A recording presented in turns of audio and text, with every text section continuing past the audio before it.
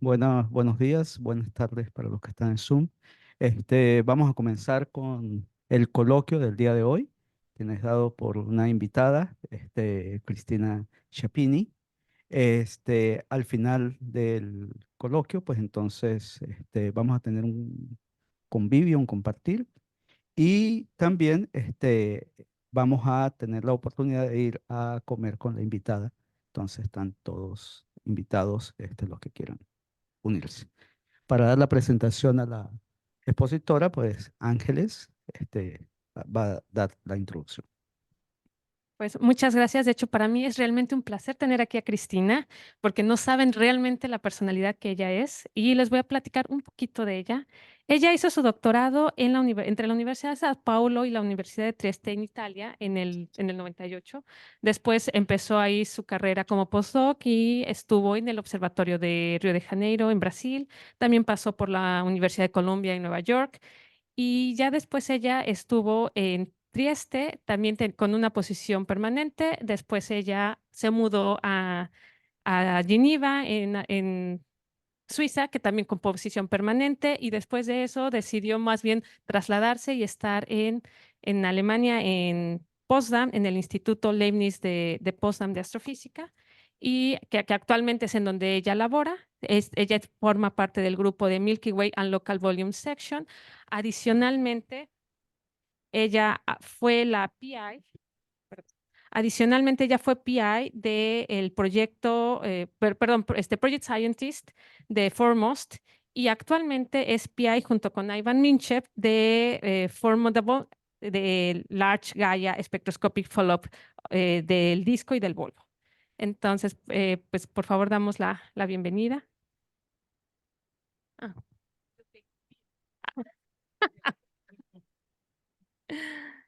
Y el día de hoy, Cristina nos va a hablar acerca de arqueología galáctica en la era de Gaia. Thank you very much, Ángeles, for the presentation and introduction. Me gustaría hablar en español, voy a hablar en inglés porque mi español es muy mal. So I thought about here showing you what's going on since we have Gaia. Gaia is a revolution for the studies of several areas, but the main goal of Gaia was the Milky Way, mapping the Milky Way. And later I will have the opportunity to teach in one of the classes, and there I will focus more on the gradients in the galaxy and how radial migration can affect our views about the galaxy, meaning stars are being born in a place and they can move to another place, and you will not figure this out from their orbit. So the only way you will figure this out is by studying their chemical composition and age. I will enter more into the detail of this in the lectures, but here I will give you a taste of this, what we can see with Gaia.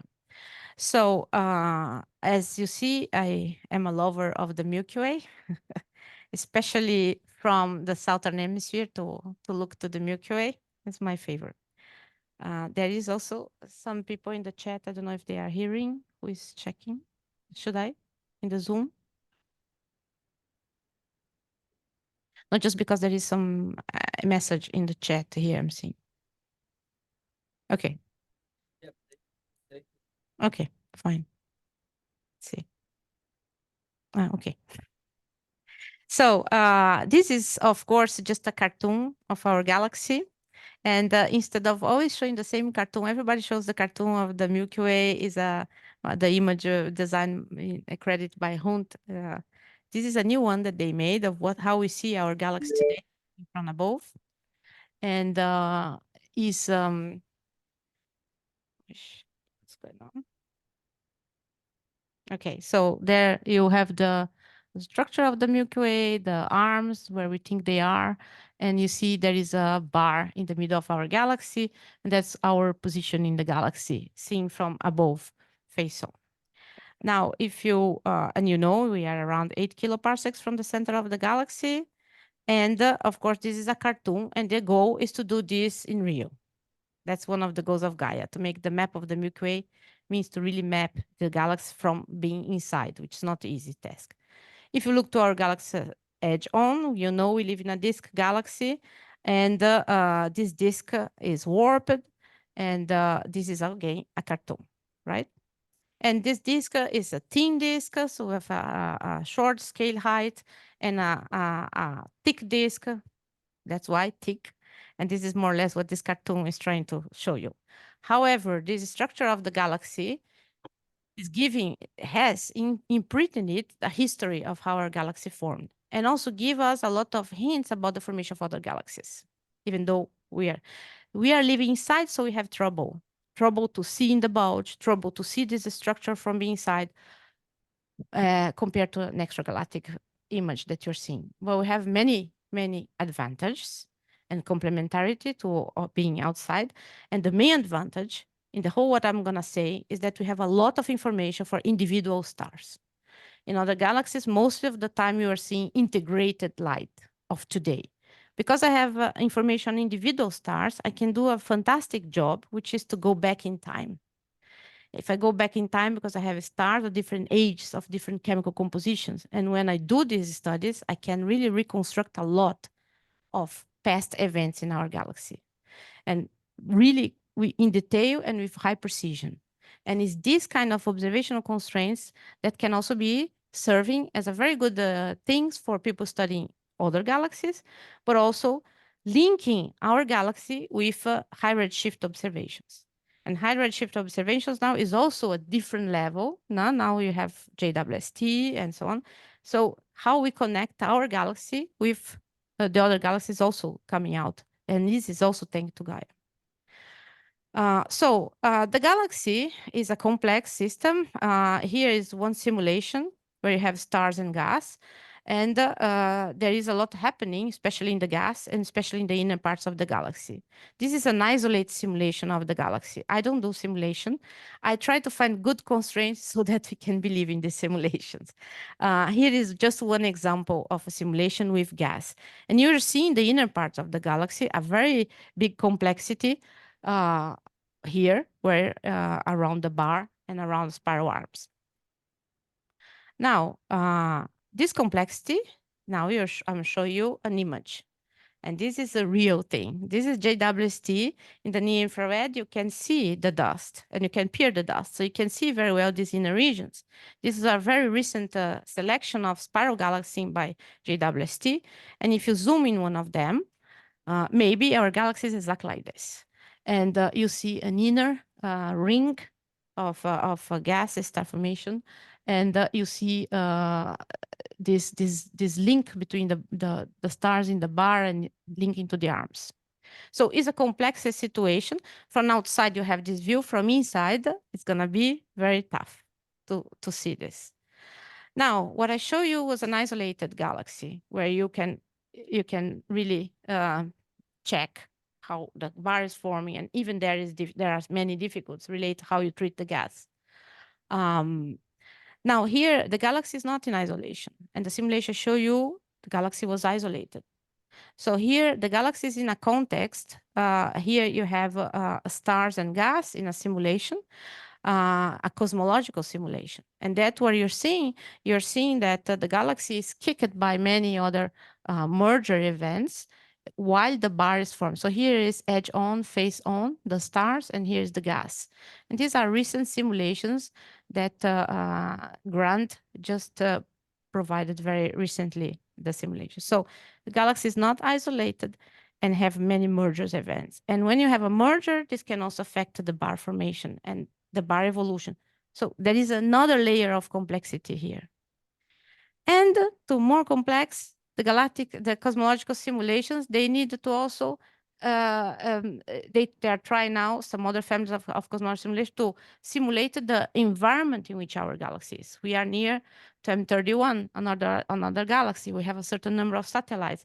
So these are the constrained simulations, cosmological simulations, trying to reproduce the local volume from Hestia, for example. This is like you're seeing. They think this is the volume, for example, that look like our Milky Way, where you have two big spiral galaxies and you have these small galaxies punching to our galaxy, okay?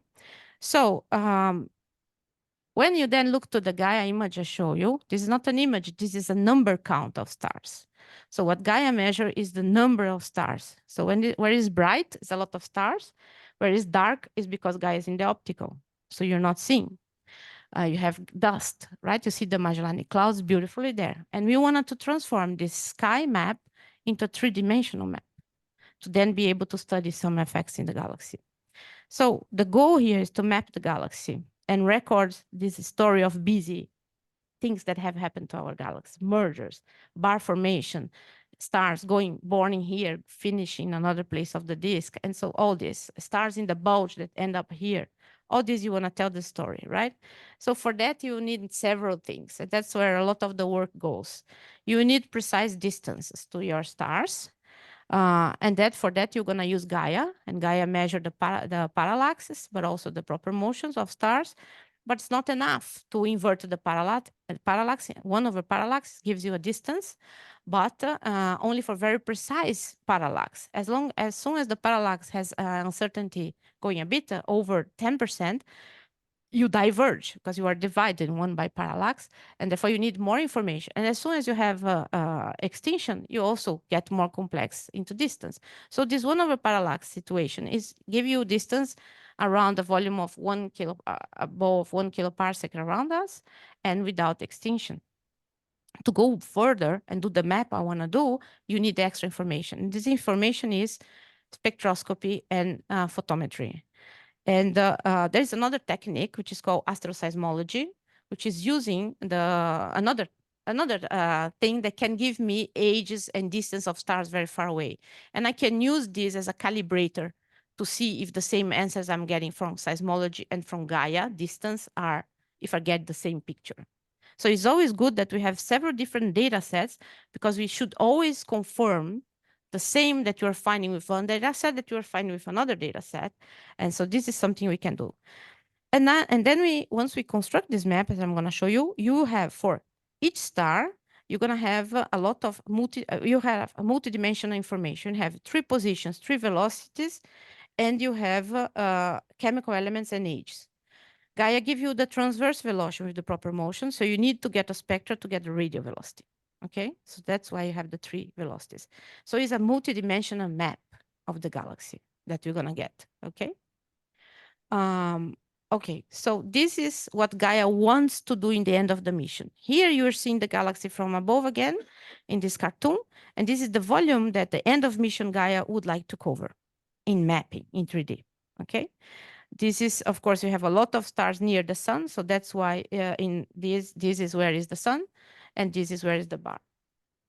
Now, with the first Gaia data release, actually the second Gaia data release, which was the huge release, which really transformed our lives, the Gaia people who were part of Gaia published, for example, this first 3-dimensional map. And the goal was using only Gaia information, not using still additional information. And then this paper of Bailey Jones, he's using 1/parallax plus a prior. And you have a concentration of stars here, which is near the sun position. Here is X and Y in the galaxy. So here's the galactic center. And here you see something, but you don't see very well. Why? They're using only Gaia data to infer this distance, but then because the Gaia give you also the photometry, 3 Gaia pass bands, but with this photometry it's very hard and difficult to break the degeneracy between extinction and temperature, and therefore get a good distance, or get a good hint on extinction. So you don't get a good job when you have extinction. Where do you have extinction? Very close to the midplane, but also towards the inner galaxy. So that becomes difficult. So for tackling this, we had to develop something that we call Star Horse. Star Horse is a spectrophotometric code that put the information of Gaia plus several pass bands, different photometry, to break the degeneracy and get a good extinction, and then get good distance. And that that's what we do. And when we do this for the same data release with Star Horse, we already see something different. We see a bar. And of course, we knew we had the bar in the galaxy, but we had never seen before this data in density space, number of stars with such a clarity There are a lot of caveats. We had to deal with this lot of caveats in the paper. And we were very afraid because it was a steeping learning curve, because we were not part of the Gaia. So we are users of the Gaia data. And this map already showed the bar. And what did we use? We used Star Horsey is a Bayesian spectrophotometric code where we compare all the inputs, the observations are parallax and also all the photometry, complement with photometry in infrared, to mass and wise. With this way, we break this degeneracy and we will improve the extinction by a factor of 2 at least. And that's how we get this. Of course, this is then what we cover already of the galaxy, if I put in the same as I showed you before, not in the end of Gaia, but with the first data release of Gaia, with the second data release of Gaia, which is the huge, which was a big thing for our group. So this is a comparison between our first image and what Gaia would expect, will get much better, okay? So essentially then, this was Gaia DR2. Gaia DR2 was in 2018. And in 2020, we had Gaia DR3, EDR3. And essentially this is, of course, the longer the time passed, the more precise are the proper motions and the parallax. So this is again now the map of the galaxy, so number of stars in the sky with Gaia EDR3. We have more data, more precise, and then our new map that we're able to compute. So in this map, you have, we started computed distance for 400 million input stars, and we end up with stars with good flags for which the parallax was good, and we converge well the distance of over 300 million stars. And then it's amazing because you have to deal with 300 million stars, and we were not used to that, and make CMDs or HR diagrams with 300 million stars, you know? And so that was a complex part of the job. And here we are just using magnitude Gaia up to 18.5. Gaia has data up to 20. So we still have a lot to tap in, but it gets more and more difficult, of course, as you go fainter. So the sun is here. And this is if you see the galaxy edge on with these maps that we have. We can also plot edge on, and you see a hole here. And this is because you're looking towards the bulge and you cannot do magic. It's optical, right?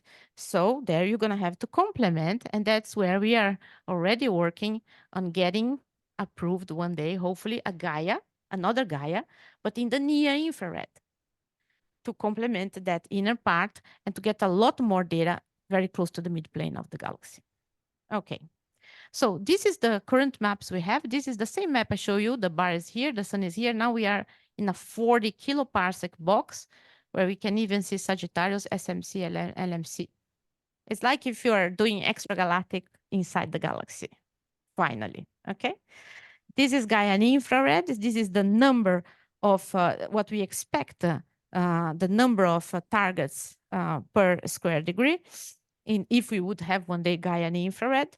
So, of course, we will increase a lot the number of stars here. We can see this. We have a paper, white paper, where we explain how the ideas of the Gaia infrared.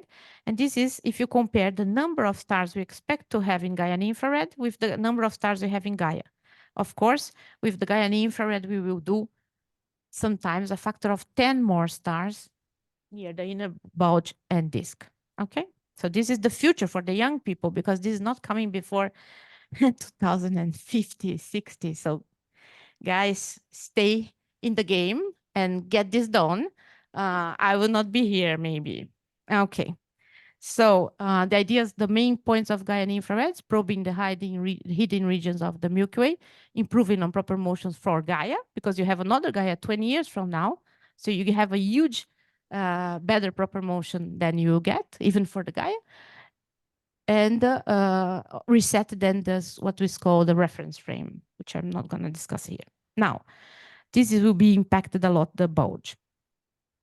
Okay, so as I told you, Gaia has to be complemented with spectroscopy and other photometry, and that's what also another big part of the work we are doing. We are doing to organize the community to get spectra for lots of the Gaia stars, okay? And two big projects are WIV and Foremost. WIV in the north and Foremost in the south. And this is the project that I am involved to get complementary chemistry and radio velocities for stars, because the Gaia has also RVS, which gives you radio velocity, but for bright stars. We want to go fainter. The RVS from Gaia is not going to go fainter than 14. We want to go to 18, you know, and this, the number of targets, if you go from 14 to 18 in magnitude is huge, right? As you saw, 400 million if you are in 18.5. Okay, so the other way we want to do is to complement with spectroscopy. Now we have Gaia EDR3 spectroscopic surveys. But now those are the spectroscope surveys I told you that we are planning to do and we are starting to do. But we had already huge spectroscopic surveys being done in the galaxy. So we then combine the spectroscopic information from different spectroscopic surveys covering the whole sky, north and south. And we run StarHorse now having the spectroscopic constraints and get even better distance, extinctions, and even other stellar parameters. And is that the data I'm going to use to explore the galaxy for now, in preparation for what we'll have later. If you look here, this is X and Y, and this is how the spectroscopic surveys are covering the galaxy. And you see that in the bar region, only one is really covering very well this region, and this is Apogee. So I say Gaia has a revolution, but Apogee is also a revolution. Apogee is a Sloan project and is spectral in the infrared. So with Apogee, we can explore the bulge. Okay, I have to do a small detour for one thing that I want you to know, is that we're gonna use abundance ratios to have an idea of the galaxy formation. And I just will focus on this plot here. This is oxygen over iron, abundance ratio. So when I measure a star, I measure their oxygen over iron, okay? And this, I measure the metallicity of a star. And if I have halo stars or thick disk stars, simplifying a lot, I have a value that is above solar. 0 here is solar. So sun here and metallicity here, solar. Here's the sun. If I go to old stars, usually, and they are from the halo and the thick disk, I am here at overabundant. And at some point in the thin disk stars, this abundance is low. And we use this as a chemical clock. Because in the beginning of the universe enrichment, you have only the massive stars that die very quickly. The massive stars live very short time. And so they throw in the interstellar medium oxygen a lot, but also iron. At some point, you start having the contribution of the what we call the type 1a supernovas. These are binary systems where there is an explosion, not a core collapse supernova like a massive star. You're going to have a thermonuclear explosion, which is the type 1a supernova. And that event produces a lot of iron. And that event needs time, happens mostly about 1 giga-year after, 1 billion year after. And so what it means, when I am here, I'm essentially being enriched at low metallicity. So in the past, in the old ages, I'm enriched mostly by type 2 supernova. At some point, I have all the type 1a dying, and this goes down. So this can be used as a clock. The at some point has to do with the star formation efficiency. If I am doing the Magellanic clouds, for example, where the star formation efficiency is very small, is low, then I didn't manage to advance much in iron, and I'm already down because the type 1a had time to die. And so if you go to the LMC, the data will always be here below, okay? So this gives you an idea of how fast a system is being enriched and how slow a system is being enriched. This is one example. There are several other chemical clocks that you can use. And for different galaxies, as I say, the LMC will be always below the solar vicinity. And we believe that stars that form very quickly in the bulges or elliptical galaxies will be high alpha over iron for large metallicities. Okay, that's the idea. It's called time delay model. Now, I told you about oxygen and iron, but of course we have a full periodic table. This is a nice periodic table where the different elements are linked to their nucleosynthetic origin. So what I just told you, so you have the Big Bang make hydrogen and helium, but then you have massive stars that will make oxygen, for example, this here, dying high mass stars, so oxygen. And then you have stars like our sun that will mostly contribute to carbon, nitrogen, and the type 1a that I show you, which is this white dwarf supernova, that will contribute a lot for iron. Because the chemical elements are made in different nucleosynthetic sites, in stars of different mass, the abundance ratio of different elements always give me a time scale, can give me a time scale. And this is the link why we need spectroscopy, why we need chemical elements to tell the story of the galaxy. So another point that you want to know is that if you are here in the the luminosity and temperature, the famous Hertzsprung-Herschel diagram, what you have here, the stars are in the mean sequence here, the giants, the supergiants, the white dwarfs. Most of the stars we are after are the FGK. So we are going to concentrate the spectroscope surveys mostly in FGK stars because they are long-lived and they are a record of all the history of the galaxy. So they are useful. Oh, but isn't Cepheids not useful? Of course, Cepheids are very useful, but they are used for tracing the distance of young stars. So it's the today picture of the galaxy. If I want to go to the past, I cannot use Cepheids. No? So that's most of the stars I'm going to talk are these.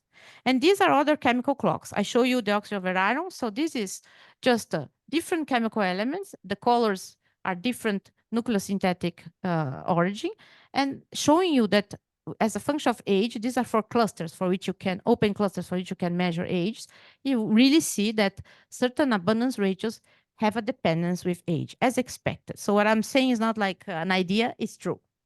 It's happening, right? Okay, end of the tour.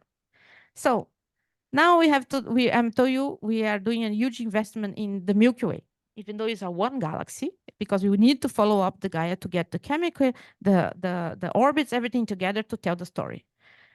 There's a lot of challenges. If you are doing other galaxies, you have challenges with spatial resolution, age resolution, and you have this luminosity weighted quantities. If you are in the Milky Way, your challenge is to cover volume because of what I showed. Age precision of stars at large distance is one challenge to get good ages for stars that are far away. And large extinction through the disk is also a challenge. Advantages.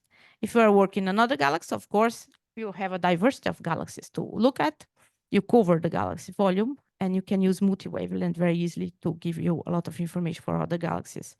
And in the Milky Way, as I told you, we have the advantage of have the individual abundance, ages, and the orbits of the stars.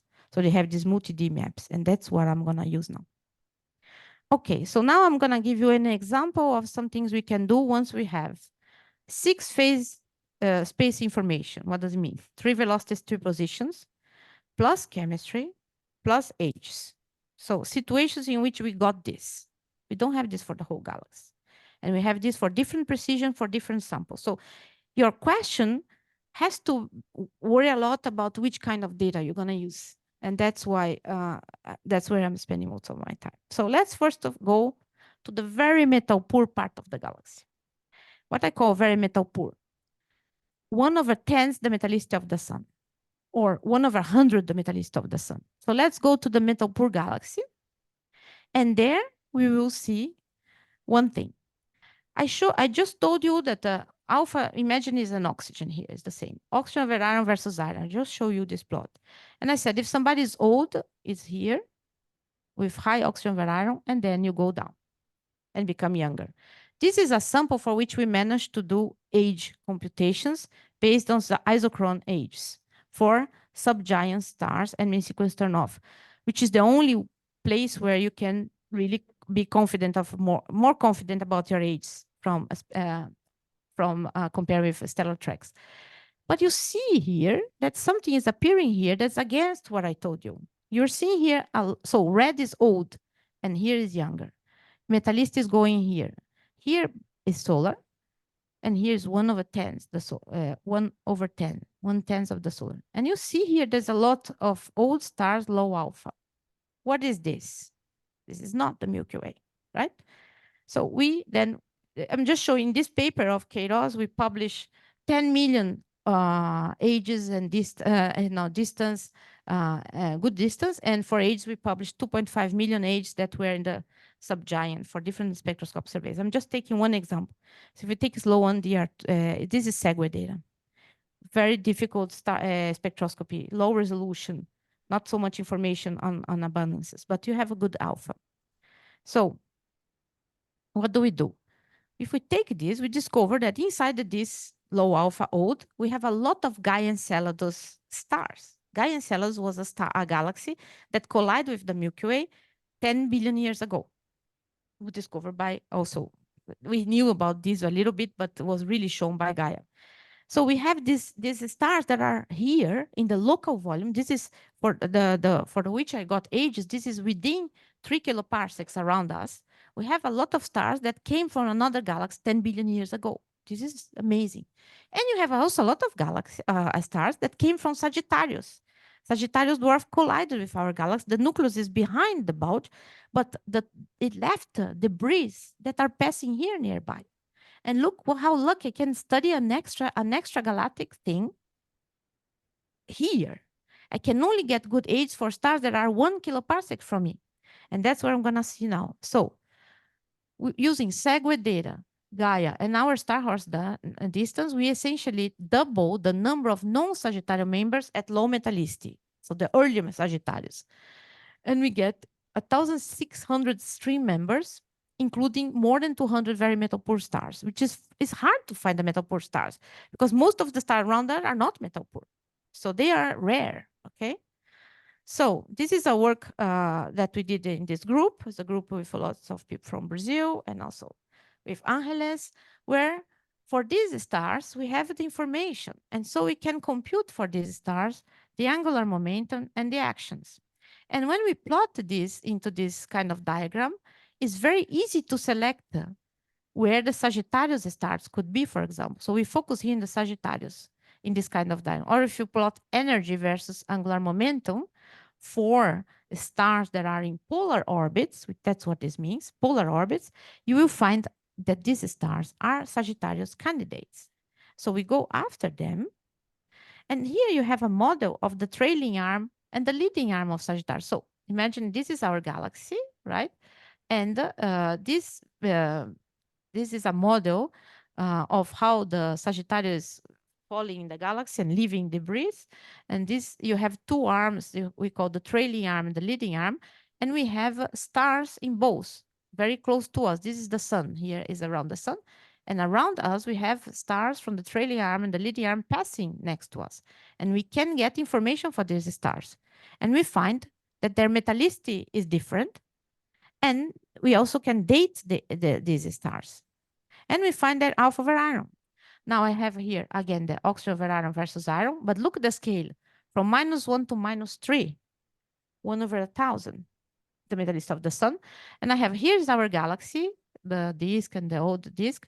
And here's where you find the trailing arm, the leading arm of Sagittarius galaxy, and how the Gaia and Enceladus stars are doing. So they had a slower star formation history than the Milky Way, than the thick disk. And it's beautiful. You can say a lot. I'm just showing you the alpha. Okay. Let's forget about this. So we provide the first age estimates for these individual stars in Sagittarius stream. Thanks to a sample of, from these 1,600, we had 56 stars that were turned off, main sequence turned off, for which we could date, and we found 11 giga-years old. Okay, so the age more or less of the thick disk. Okay, now let's move to a different part of the universe, time, a different time. But that's the funny thing. We think we are moving to a different time, but we are not. Let's move to metal-rich. A metal-rich star is a star that's above the metallicity of the sun. A super metal-rich star is a star that is at least, is around, in iron scale, I would say 0.2, 0.25. So it's a star that in log scale is almost 2 times the metallicity of the sun. This is a super metal-rich star, no? And then let's have a look about them. Now, I am again sitting at the solar vicinity looking for the stars around me. And now I'm using a different technique to get age. It's not the isochron age anymore. I'm using asteroseismology, which I don't have time to go into detail, but you can get some age for giants in asteroseismology. And I can do this plot.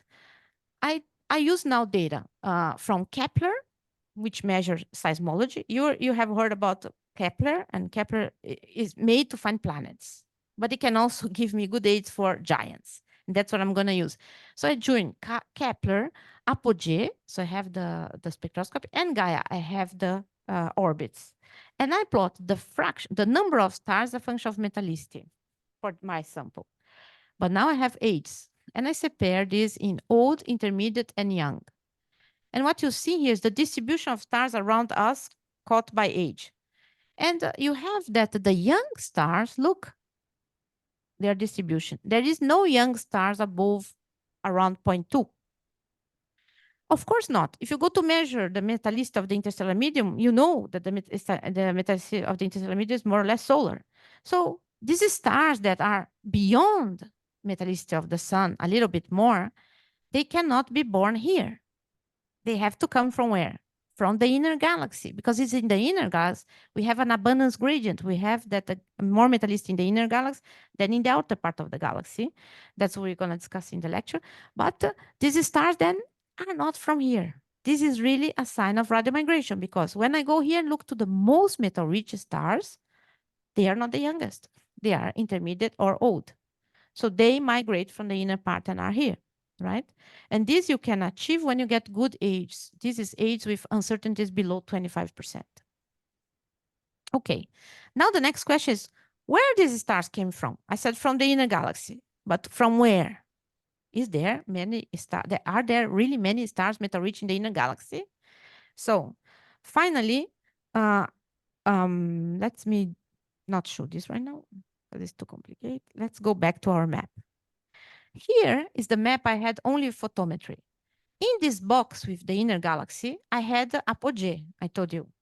So now I'm going to dive into the inner part of the galaxy to look what do I have there. Do I have really metal-rich stars there? And how are they? Are they in the bulge or in the inner disk? So what's happening? So when I want to dive there, it's a problem.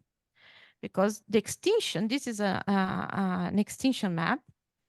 This, the AV 16, 14, I mean, you have a lot of extinction here. And even apogee, this is an image by apogee in the galactoscene distance bulge, the inner 5 kiloparsecs, that box I showed you before, a lot of extinction, but apogee can get some stars in that region. You see the bar is around here. You are kind of seeing it.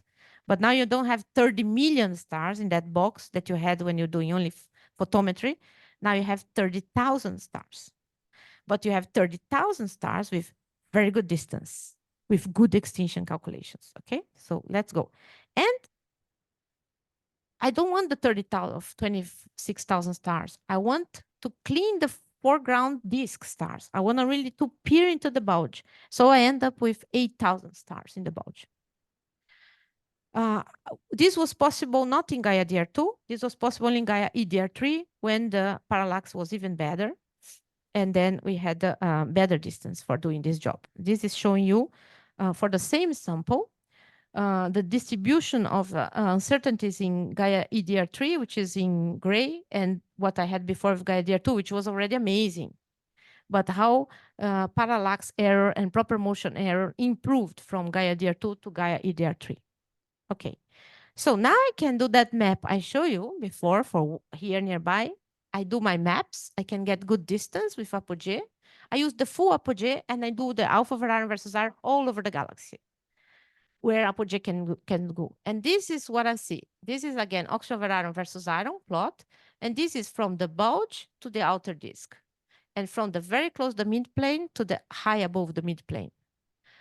And you see what? You see not the little curve I show you. You see that our galaxy has this dichotomy. A bunch of stars high alpha, a bunch of stars low alpha, and there is a discontinuity. And you also see another thing. When you go out, this upper part, which we call chemical thick disk, disappears, saying that the old chemical thick disk of the galaxy has a shorter scale length as the thin disk. That's for example, one information is given. You have to imagine this whole part here, this is below 0.5 kiloparsecs from the midplane. This is all new data. There was no data at such below close to the midplane because you need the Gaia, you need the good distance, and you need the apogee. That's why you have that. And so we could extend this and see that you have this in the bulge. Now I wanted to dive in the bulge. I go here in this inner part.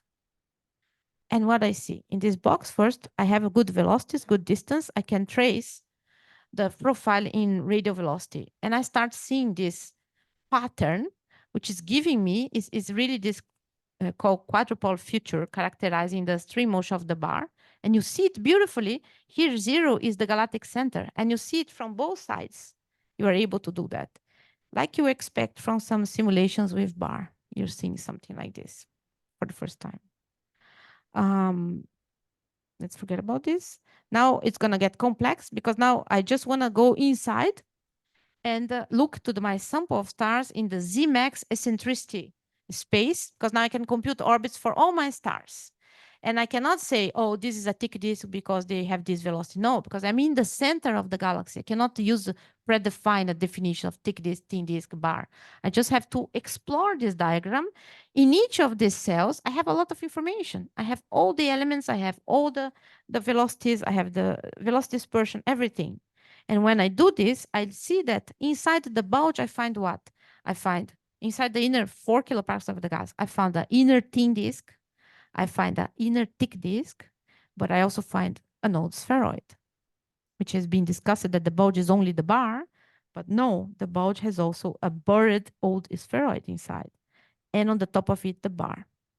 So I will just show this. If I can then open this window now for over iron and color here with the probability of star to be in bar-shaped orbit. So here in this low, in the high eccentricity, low Zmax, I have a lot of stars in bar-shaped orbit.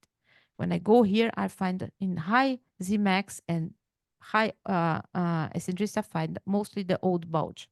So that's what we are studying in the inner parts of the galaxy. I will just move on here quickly because I don't want to show. I just want to show this.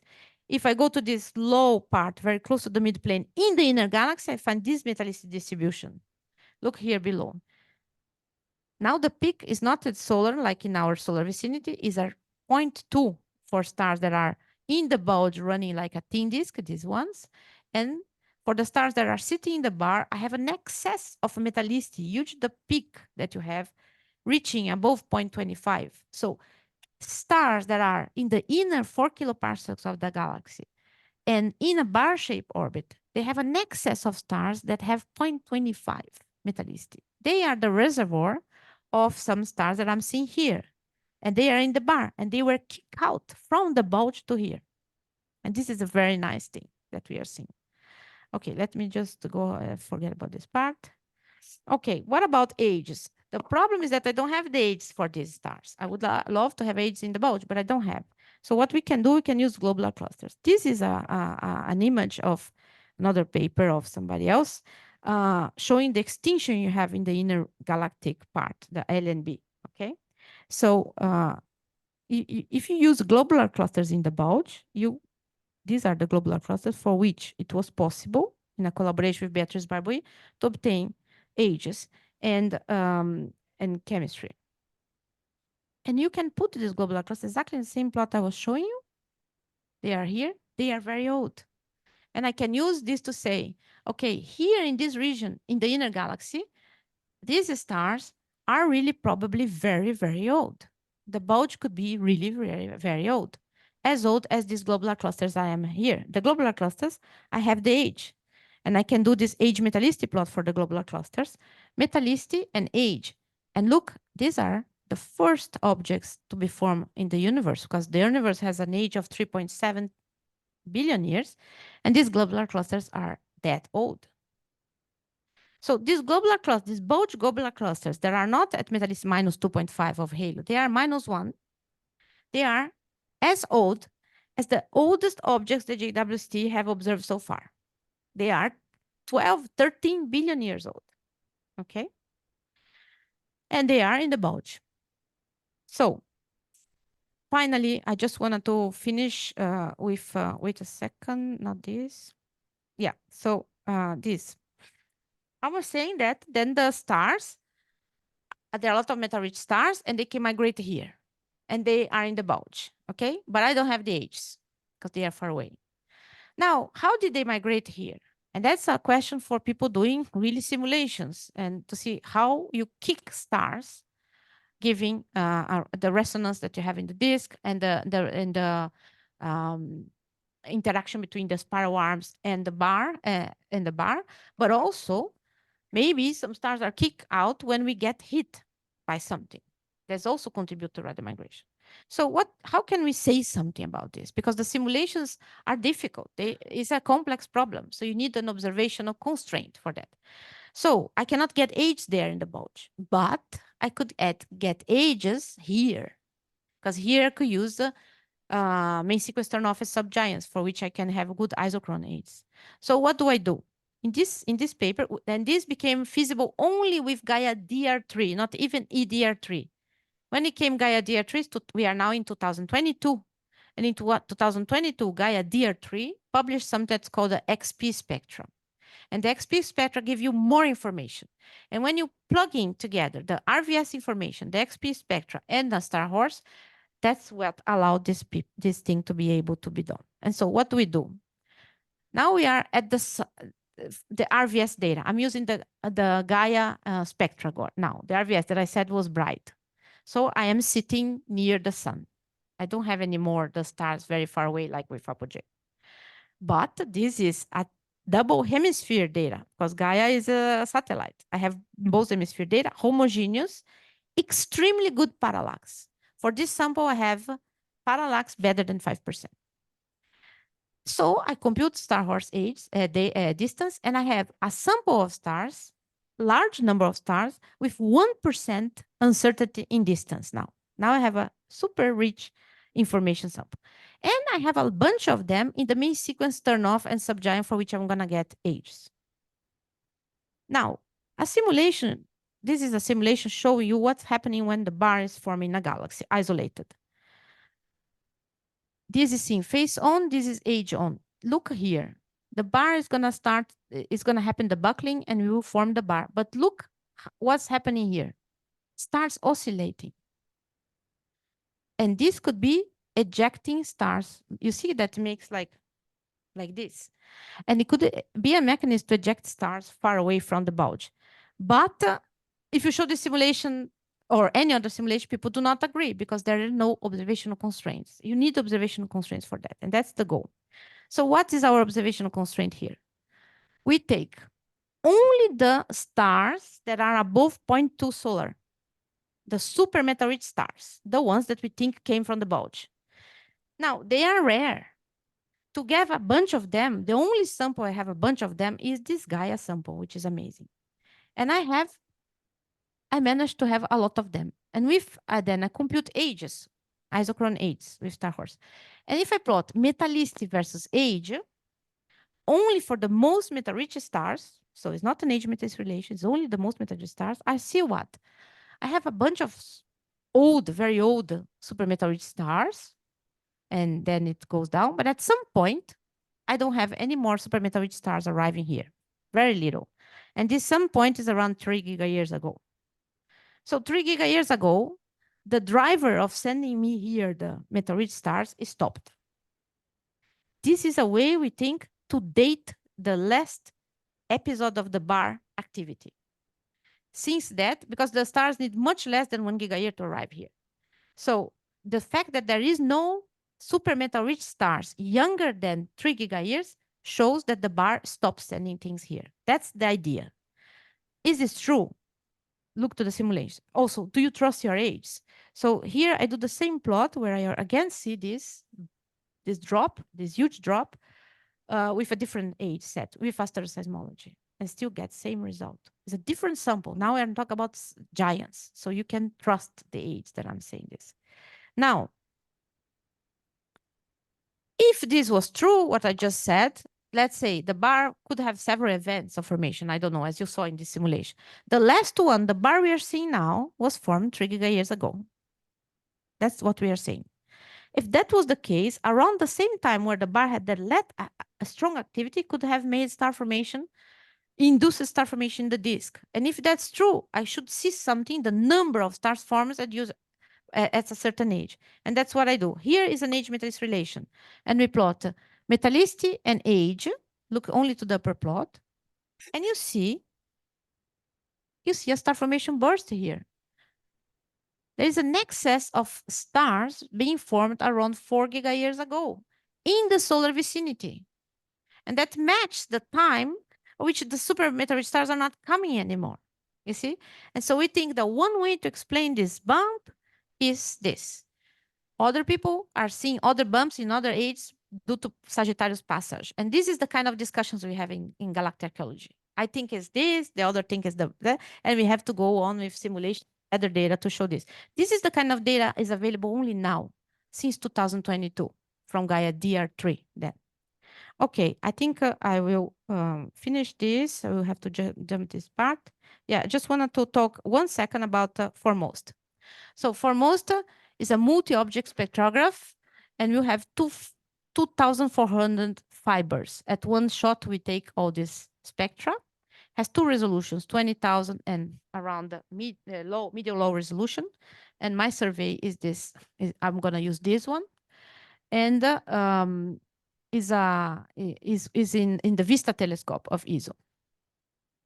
The goal is that we will get with Foremost, we will extend what RVS does up to 14 magnitude, we will extend to 18 and still have very good precision in radial velocity from spectra. We're going to have, as I said, low resolution and high resolution covering different bands.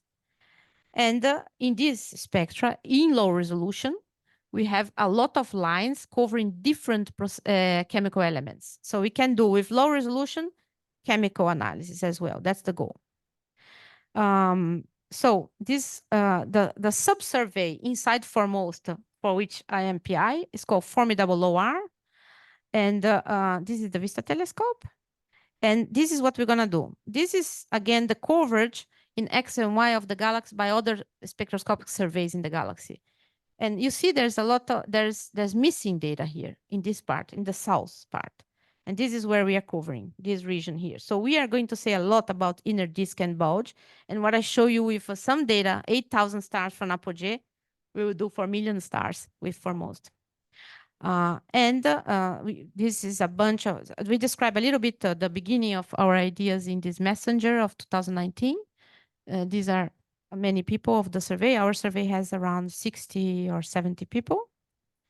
And I just would like to say that now, recently in the February 29, Foremost is being constructed at IPE, I mean, by our partners, but the PI Institute is Leibniz Institute, where I am from. And the first piece of Foremost was sent to ESO, to Chile. And we had to celebrate every little moment because a lot of things happen. And this is the cable wrap, and the cable wrap of all these 2,000 fibers. You can imagine it's a very big thing to fit in all the cable of the fibers of the spectrograph will be put into this telescope. And it left our institute just on the 29th of February, the first piece. Yeah, that's it. And I hope it didn't take too much of your time.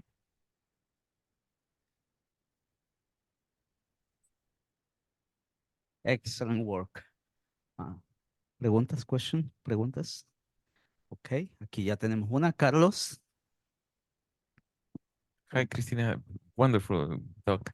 Thank you. I have 3 small questions. You mentioned close to the beginning of your talk that in one of the Banks galaxies, there was an inner ring. And you mentioned this could be similar to our galaxy. Do we think that our galaxy has an inner ring? I think our galaxy has an inner ring.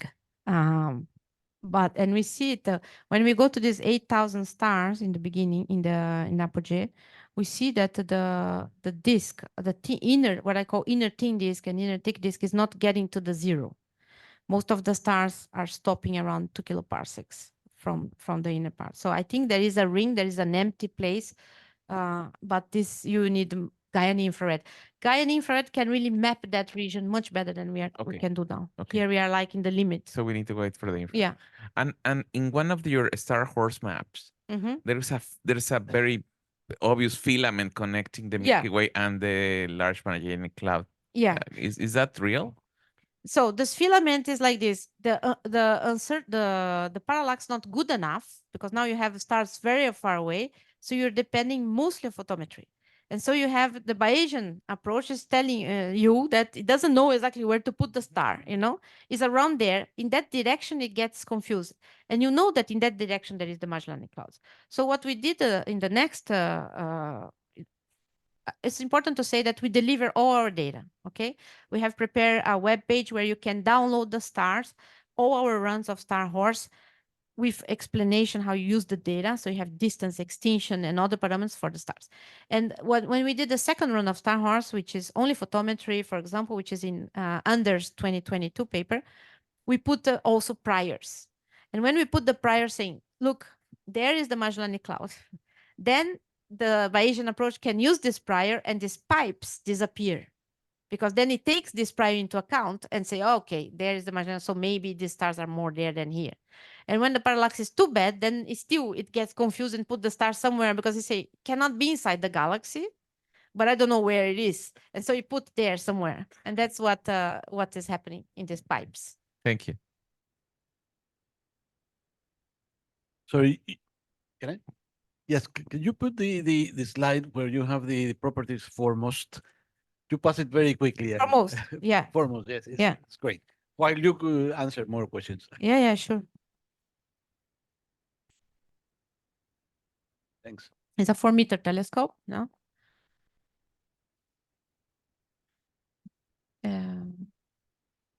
Yeah. Okay. You don't have any question? More questions? No. I just wanted to see and the wavelength coverage. You had another slide with the. No, it's here. It's Okay. there. It's Oh, like it's there, from it's there. Yeah, okay. 300 Right. nanometer to, so you have these three Ah, bands yeah. in Very high clear. resolution. Yeah. And that's what is nice. The 370 to 900 for the low resolution is a huge range. And because Formos is doing in parallel also extragalactic case, and it does all the science case in parallel. So once is everything in one focal plane. So we cannot do the galaxy and then do something else. We are always doing things at the same time. And this is why I'm PI of the low resolution follow-up of Gaia. And you would say, why? You do chemical evolution. Why don't you want a high resolution? Because with such a wavelength range, and now having more information we have for Gaia, with machine learning, we can get very good abundances, even though we are in low resolution. And we're going to complement it with the high resolution, and then we use this to train our machine learning process. And that's why I am there, because I need statistics. I need millions. And if I go for high resolution, I'm reduced to small samples. I cannot work in the way I want with small samples. The first slide is June 2025. So it's close. We are very, very busy. Okay. Go ahead. Going in the same line of what you have mentioned, you have a pass-through waves, so without the mention to Weave. waves, yeah, Uh-huh. and have not mentioned the Milky Way mapper that basically is going to provide also with all this optical information for many other stuff. Do you think this is going to make any improvement? It's low 5, right? Yep. Yeah, that was a very good point. I didn't talk much about Sloan 5 because they will complement a lot, because they are essentially, especially with the Apogee instrument that they have in the north and in the south, they will complement a lot what Apogee did. And so it will be extremely complementary to what we are going to do with Foremost. They will really cover the low mid plane of the galaxy. And it's ongoing, right? And I'm also part of Sloan 5, but it's just like I haven't been able to find a piece of my time to go into that. But that's my next job because Foremost got a small delay now. It was supposed to start beginning of 2025. And so we were like, desperation. And now there was a problem, and it's going to be late by 6 months. And so now I will really put my attention to Sloan 5 as I should, but that will be a very, very important complementary to Foremost. Because I mean the complementary between the near infrared and the optical, that is basically what you are going to provide with Foremost. And you didn't mention Weave, but well, you put in one Weave, slide. yes, because Weave is going to do in the north, and it's very similar to Foremost, but has a different way. They don't do science in parallel. They can go for high resolution and for low resolution. While here in the Foremost, we have 800 fibers in high resolution, and the rest 1,600 in low resolution, and at the same time, you see. So Weave is different in this sense. They had the first slide, but for now, I don't know if there were some problems apparently, and I didn't see yet an output of Weave in terms of galactic archaeology, and I am not part of the Weave project. I am in contact with the people who are doing galactic archaeology in Weave, so we know, and we have, for example, combined samples so that we put the two surveys in the same calibration in terms of abundance and so on. So we have a group of people inside Foremost and Weave that are taking care of observing the same stars as possible, because one is in the north, the other is in the south, to get a good calibration. But Well, I have just a final question. I guess the Foremost works with a robot, no? robot, yeah. yes. How much you can pack the fibers if you want to replicate, I mean, to go to this some kind of pseudo IFU, how much you can pack the fibers? So there is no way that you can pack the fibers. Because we, for example, have two modes. You know, we have an IFU mode and I know, the yeah. MOS mode. Formox is just the MOS, no? Yeah. Okay. Yeah. Okay. So you have a limitation. I think it's now I don't remember the number. I think it's 0.5 arc second. Is this true? Yeah. Because so some of our catalogs, we always have this, that we have to filter the ones that are too close to, but we don't really get a big problem. There is even a group that's doing clusters also of galaxies. They still can do a lot. So still Okay. you can pack these fibers very close. It's going to be accessible to all ISO members or just for the group working on Formox? The data. The instrument. No, the instrument is, that's why the instrument is like this. 70% of the fiber hours of the instrument is for consortium. Okay. So you have to be inside. And then at some point, ISO made a call for a community survey. Then people apply for their surveys and they were selected. So And then they join us. Now we are 700 people because now we have all the community surveys in. And there's a lot of, and then the data will be public. So either you are inside of one of these surveys or not. And another way to do is that each of us, PIs, have a budget to invite some people from outside. It's not so big. For example, I can tell you for my survey with 10 million objects, in 5 years, I can invite 15 people. Okay. I already have 5, you know. So it's like there's a whole process. Okay, and so okay. on. Thanks a lot. Very nice talk, really. Thank you. Okay. Question in Zoom. Somebody? Okay. Here we have a question too. Do you have an idea of what kind of mechanism can be inducing these periodic motions on the bar? This Yeah. Is it like a local mechanism? Maybe the arms You on the have commander an halo idea? or interactions with other galaxies? What could be?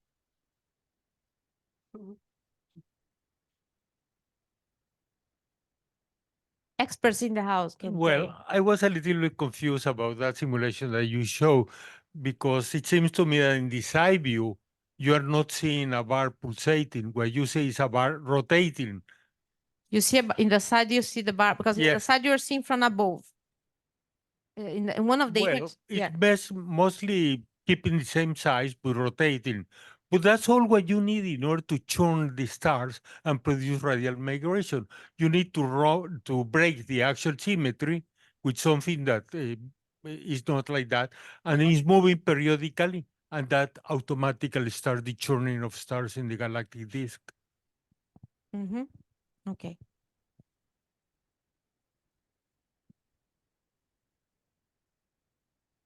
¿Preguntas? ¿Mm? Why is it that you have the same velocity accuracy for high resolution mode and low resolution mode? Is it a, The velocity accuracy, yeah. So we in low resolution, we would like to have better than 1 kilometer per second. yes, but why don't you have a much better velocity accuracy with higher resolution? It will be better, but you know, these tables are always conservative. But I don't think it's gonna be better than 0.5 kilometers per second. I don't think we're gonna do like Apogee. It depends how stable will be the spectrograph, and I don't know if we're gonna do the same good job of Apogee. So these are the minimum requirements. So we need to meet those. It's less than, okay. Yeah, hopefully. Okay. Additional question here. In Zoom? Okay, no. Well, demos las gracias de nuevo a la Muy expositora. bien. Excelente trabajo. Y vamos al compartir.